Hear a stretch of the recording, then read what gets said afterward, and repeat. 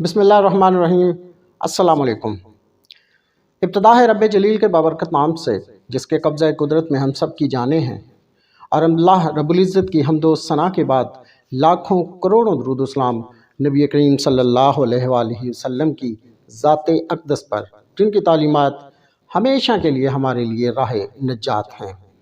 خواتین و حضرات، اگر ہم ماضی میں دیکھیں تو جب بادشاہوں کے دور ہوا کرتے تھے تو وہاں ایک محکمہ ہوا کرتا تھا جس میں کچھ لوگوں کی یہ ذمہ داری ہوتی تھی، وہ یہ ڈھونڈتے تھے کہ کوئی جاسوس، کوئی غدار تو نہیں ہے ہماری کیبنٹ میں۔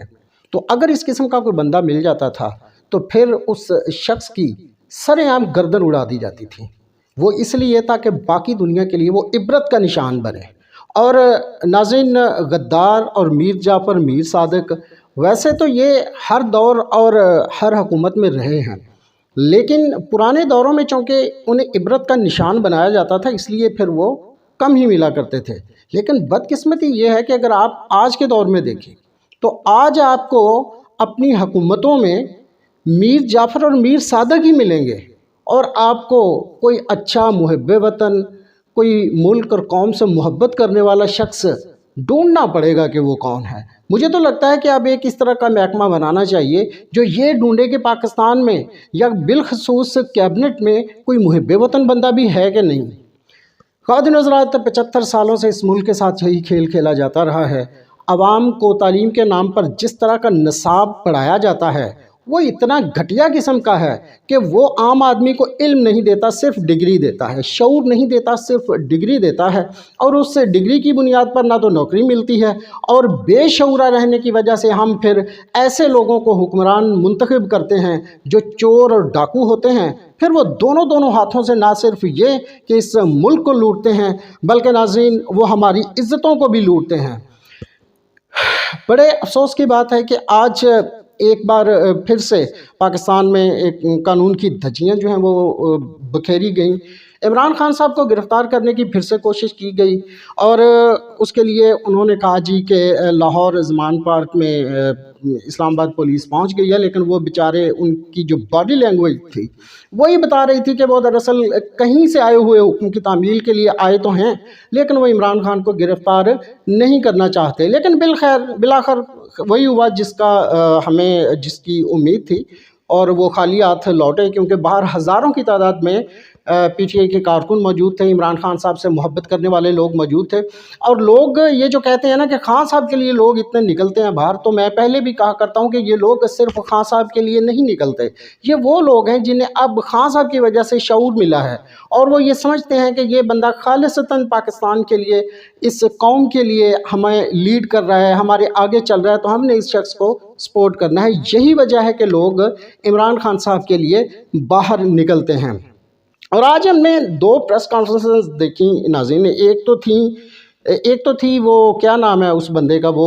خود کو تارڑ کہتا ہے، عطا تارڑ، نام دیکھیں کتنا خوبصورت، اور اس شخص کی اگر آپ شکل دیکھیں، صورت دیکھیں تو وہ بھی اللہ نے اتنی خوبصورت بنائی ہوئی ہے، اس نے چہرے پہ سنت رسول صلی اللہ علیہ وسلم بھی سجائی ہوئی ہے، لیکن افسوس کہ اس کا اپنا کردار انتہائی گھٹیا ہے۔ آج وہ شخص جس طرح کیمرے کے سامنے بیٹھ کے جھوٹ بول رہا تھا، جس طرح وہ کیمرے کے سامنے بیٹھ کر اس قوم کی نہیں پاکستان کی تذلیل کر رہا تھا، وہ پوری دنیا دیکھ رہی تھی۔ وہ کہہ رہا تھا جی توشہ خانہ، اس شخص سے کوئی بندہ پوچھے، اور جس کی تم غلامی کر رہے ہو وہ شخص توشہ خانہ سے گاڑیاں تک لے گیا۔ زرداری صاحب توشہ خانہ سے گاڑیاں تک لے گئے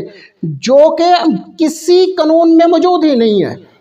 اور عمران خان صاحب پر یہ لوگ چوری کا الزام لگاتے ہیں کہ وہ توشہ خانہ سے گھڑی چوری کر کے لے گئے۔ اور بے وقوف ہو، جتنے کی گھڑی تم بتا رہے ہو، جتنے کی گھڑی تم عمران خان پر لگا رہے ہو، اس سے کہیں پیسے تو وہ چند سیکنڈ کی اگر کمنٹری بیٹھ کے کرے تو وہ کما سکتا ہے، باقی تو آپ چھوڑ دو، باقی جو چیزیں ہیں۔ افسوس والی بات ہے ناظرین، توشہ خانہ پہ میں زیادہ بات نہیں کرنا چاہوں گا، پوری قوم کو پتہ ہے کہ سیدھا سادہ ایک تحفہ تھا، عمران خان صاحب نے پیسے دیے، قانون کے مطابق اس کو خریدا، اب جس کی جو چیز ہوتی ہے وہ اسے بیچے یا اپنے گھر میں رکھے، اس سے کوئی فرق نہیں پڑتا۔ رہ گئی بات کہ اس گھڑی پہ خانہ کعبہ کی تصویر تھی، تو میرے بھائی بہت سی چیزوں پہ خانہ کعبہ کی تصویر ہوتی ہے اور وہ سیل ہوتی ہیں۔ اس کا مطلب جس چیز پہ خانہ کعبہ کی تصویر ہوگی تو پھر وہ سیل نہیں ہو سکتی۔ تو پھر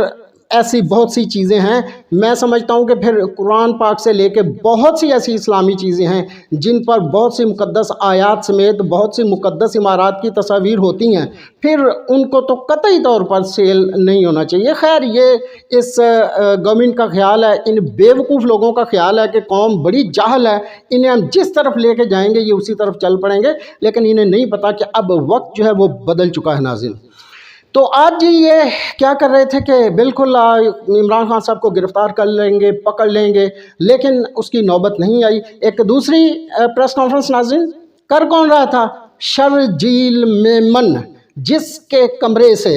اس ملک کا چیف جسٹس شراب کی بوتل برآمد کرتا ہے۔ ناظرین، اور بدقسمتی دیکھیں ہمارے اس قانون کی، ہمارے اس لولے لنگڑے قانون کی کمزوری دیکھیں کہ چیف جسٹس آف پاکستان اس کے کمرے سے شراب کی بوتل تو برآمد کرتا ہے، لیکن اگلے دن جن اداروں کی یہ ذمہ داری تھی کہ وہ پروف کرتے کہ یہ شراب کی بوتل ہے، انہوں نے اسے شہد کی بوتل ثابت کر دیا۔ تو یہ تو قانون ہے ہمارے اس ملک کا۔ یہاں ناظرین جو ہمارے منصف ہیں شاید وہ بیچارے کوشش کرتے تو ہیں کہ وہ لوگوں کو قانون جو ہے وہ انصاف مہیا کر سکیں، لیکن شاید بعض اوقات ایسا ہوتا ہے کہ انہیں پھر احکامات کہیں اور سے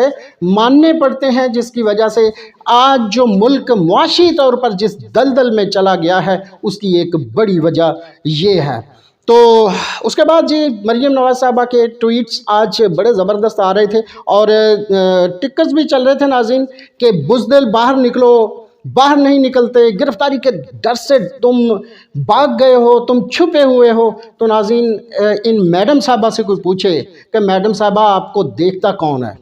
آپ کی خبروں کو دیکھ کر پڑھ کر لوگ انجوائے کرتے ہیں، لطیفے کے طور پر لیتے ہیں اور کہتے ہیں کہ دیکھو یار آج مریم صاحبہ نے کیا کہا۔ بی بی تمہارا اپنا ابا جی وہ اس ملک سے بھاگا ہوا ہے، اور پہلے یہ تو یاد کر لیا کرو، اور جب تمہارا ابا تمہاری انگلی پکڑ کے تمہیں یہاں واپس لے کے آیا تھا تب اس کی مجبوری تھی، کیونکہ 2 ماہ بعد الیکشن تھے۔ اگر وہ یہاں آ کر ہیرو نہ بنتا تو پھر شاید یہ جو چند سیٹیں تمہیں پچھلے الیکشن میں مل گئی تھیں 2018 کے وہ بھی نہ ملتی۔ تو اب چونکہ آپ کے ابا جی کو پتا ہے کہ ویسا نہیں ہونا، نہ تو الیکشنز ہیں نہ ہی کوئی ایسا امپورٹنٹ ڈے ہے، لہٰذا وہ پاکستان آنے کی حماقت کیوں کریں گے؟ پاکستان کی عدالتوں سے وہ بگوڑے ہیں، آپ کی اطلاع کے لیے عرض ہے، اور آپ کے جو 2 بھائی ادھر ہیں وہ بھی پاکستان کی عدالتوں سے بگوڑے ہیں، اور سب سے پہلے انہیں تو لے کے آئیے، پھر اس ملک کو، اس ملک کی عوام کو قانون کا پاٹ پڑھائیے گا۔ ناظرین آج کی اس نشست سے اتنا ہی، اگلی نشست تک کے لیے زبیر مغل کو اجازت دیجیے۔ اللہ حافظ۔